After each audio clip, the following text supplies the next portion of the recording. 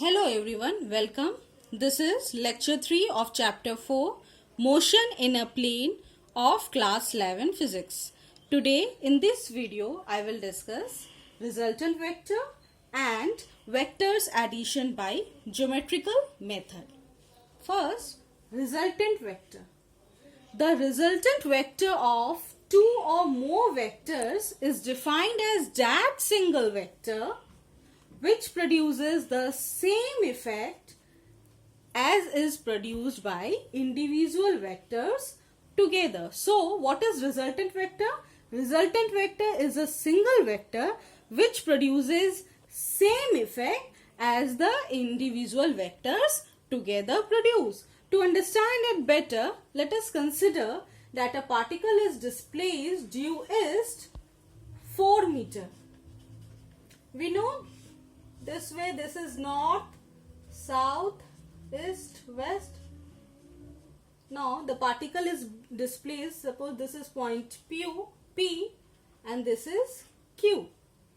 And then again the particle at point Q is displaced due north 3 meter. This is a vector P to Q and then Q to, suppose this point is S. Now in this case displacement, there are two displacement vector. This one is vector PQ which represents displacement of the particle from point P to Q, and displacement vector QS which represents displacement of the particle from point Q to S. Now,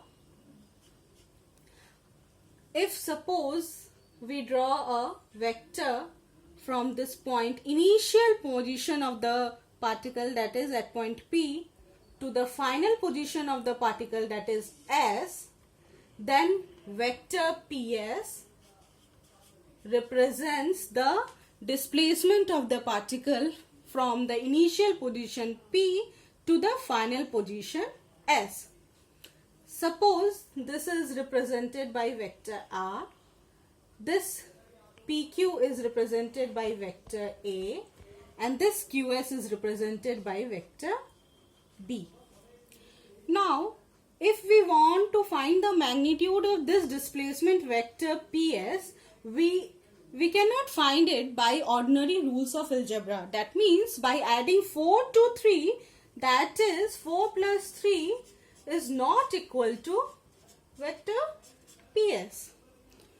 And the direction of this vector PS is also neither towards the east direction nor towards the north direction. It is due north of east. So children, here we can conclude that vectors cannot be added by ordinary rules of algebra. Vectors have both magnitude and direction. We know this, magnitude and direction. We can define a vector. Vector is known by its magnitude as well as by its direction. So, magnitude we can add, that can be added using the rules of algebra, but we cannot add direction. So, vectors cannot be added by simple laws of algebra. So, in this case, if you see this vector A, tail of this vector A is at point P and head is at point Q. And if you observe this vector B, tail of this vector B coincides to the head of vector A. This is head of vector A and this is tail of vector B. So tail of vector B coincides to the head of vector A. But this vector PS, which represents the displacement of the particle from point P to S, is along this direction, such as the tail of this vector R coincides with the tail of vector A, and it is at the tail or at the head of vector B.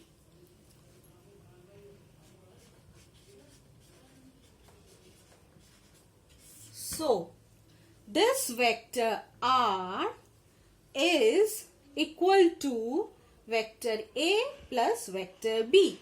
This vector R represents displacement of the particle from point P to S.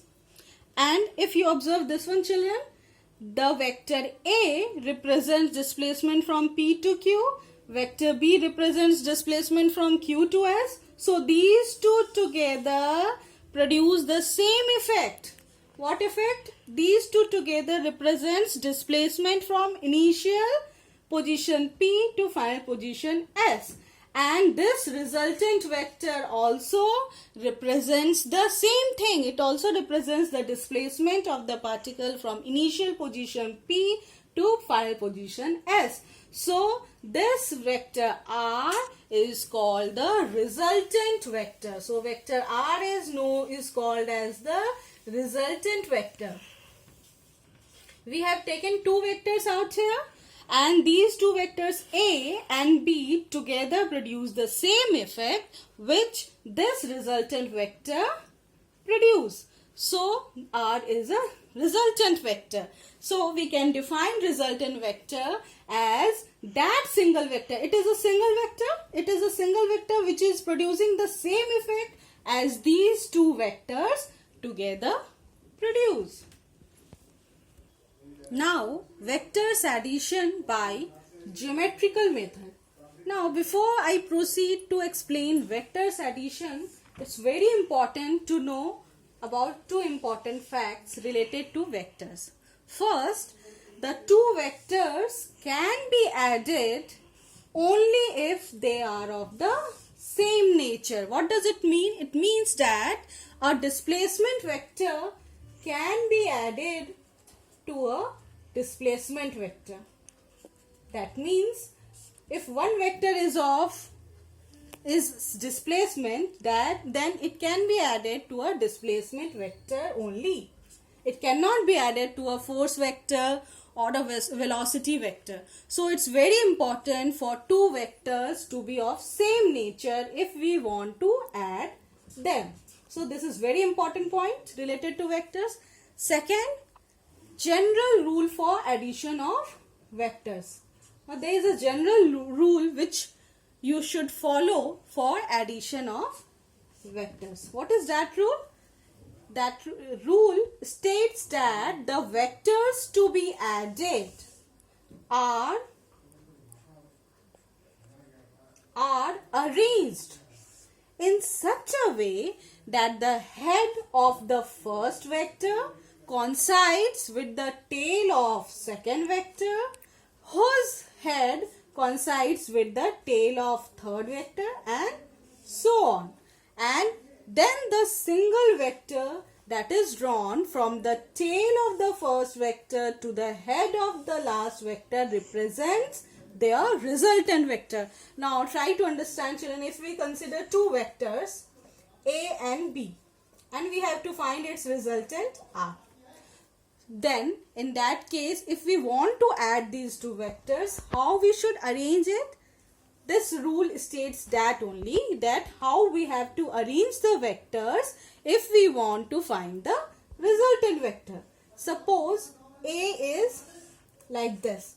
Now this is vector A. Tail of this vector is this point and head of this vector A is this point. So this rule states that the second vector, now in this case we have B as second vector, first vector is A and second vector is B. Then the tail of the second vector, that is vector B, should coincide with the head of the first vector, vector A. Like this. If this one is a vector B, you can see tail of this vector B coincides with the head of the vector A, and tail of the head of the vector B is at this point. Now, if we want to find the resultant, how we will find it out? The line drawn, the vector drawn from the tail of the first vector. Now, A is the first vector and this is the tail of the first vector. So, a line drawn from the tail of the first vector to the head of the second vector.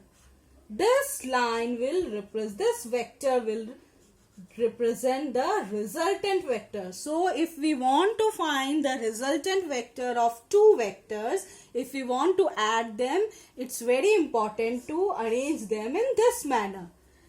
The first vector head should coincide with the tail of the second vector, and the resultant vector should always be a single vector. It should be a single vector, and that vector should be drawn from the tail of the first vector to the head of the final vector. So, this is the rule which should be followed to find the addition of vectors.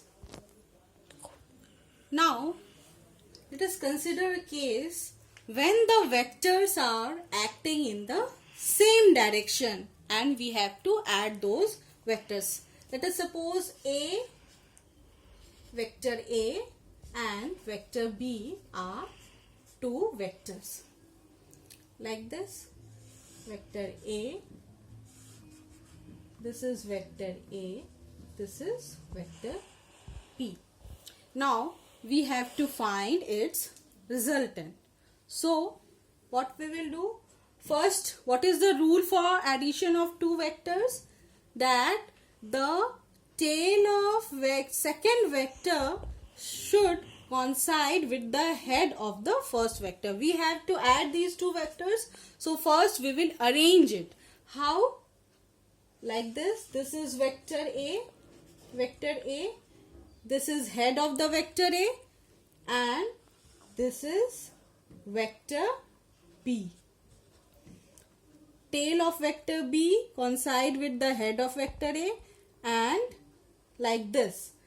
So, we have to find the resultant of these two vectors. Now, what is the resultant, children? The resultant is a vector drawn from the tail of the first vector. So, the resultant vector should start from the tail of the first vector to the head of the second vector. So, the resultant vector will be like this, and it will be equal to the sum of the two vectors, vector A and B. Now, in this case, magnitude of vector R is equal to the sum of the magnitudes of the two vectors, vector A and B. And this resultant vector is in the same direction as the vectors A and B. So, what we conclude, that when two vectors are acting in the same direction, then in that case, the resultant vector also acts in the same direction. And mathematically, what we write? Mod of vector R, that is magnitude of the resultant vector R, is equal to mod of vector A, which represents magnitude of this vector A, plus mod of vector B, that is magnitude of vector B.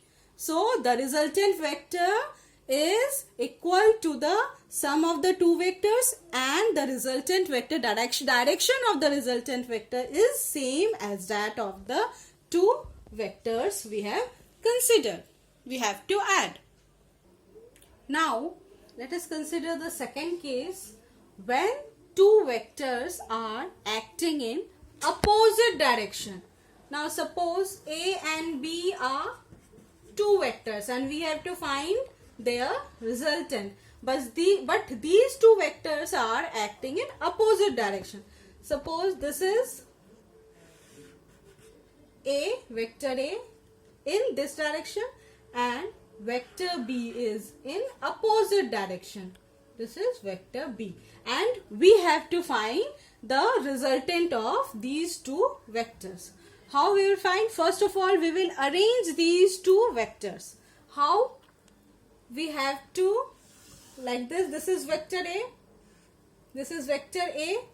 Now, we have to put the tail of the vector B, second vector, to the head of the first vector. This is first vector A, and we have to put this tail to the head, this place. Then vector B will be like this.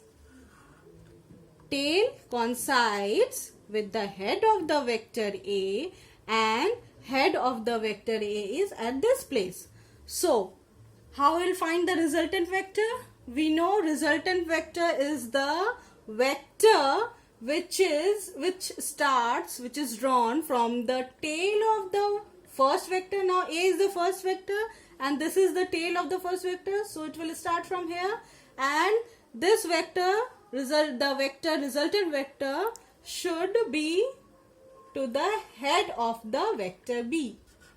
This is head of the vector B, so this vector represents the resultant of these two vectors.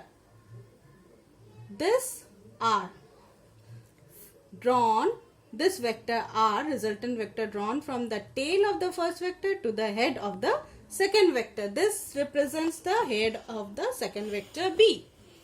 So this means vector R is equal to vector A minus, or we can say vector A minus vector B also. This plus, we have to add these two vectors, but B is in opposite direction, so we have written minus out here. So resultant vector, when the two vectors are acting in opposite direction, resultant vector is equal, the magnitude of the resultant vector is equal to the difference of the magnitude of the two vectors.